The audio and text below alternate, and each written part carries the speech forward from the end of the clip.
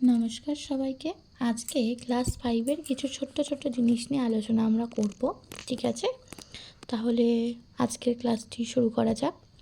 প্রথমে লেখা আছে সঠিক উত্তরটি পুরো বাক্যে উত্তর দাও।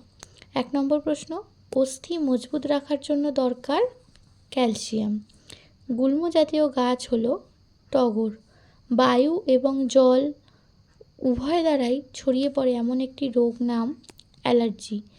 কাণ্ডের পর যে জায়গা থেকে পাতা বের হয় তাকে বলে পর্ব বা সন্ধি। ত্বকের ওপরের স্তরে রক্তনালী থাকে না। আমাদের ত্বকের ওপরের স্তরে আমাদের রক্তনালী থাকে না। জীবাণু আবিষ্কৃত হয় প্রায় কত বছর আগে? এর উত্তর 350 থেকে 400 বছর আগে। বিটপের প্রধান অংশের নাম কি? কাণ্ড। কোমর থেকে হাঁটু পর্যন্ত বিস্তৃত হাড়টির নাম লেখো ফিমার। রক্তের দুটি কাজ উল্লেখ করো। অক্সিজেন থেকে পুষ্টি সরবরাহ করে, মানে পরিবহন করে, আমাদের শরীরের সব জায়গায় সেটা পৌঁছে দেয়। রোগ প্রতিরোধ করা। শরীরের চামড়াকে কেন বর্মের সঙ্গে তুলনা করা হয়?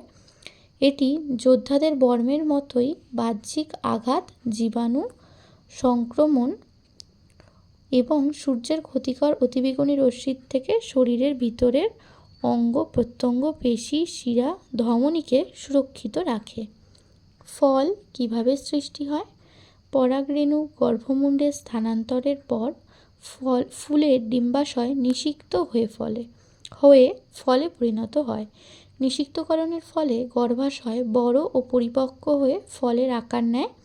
ডিম্বক বীজে রূপান্তরিত হয় এবং ফুলের পাপড়ি বা অন্যান্য অংশ ঝরে পড়ে।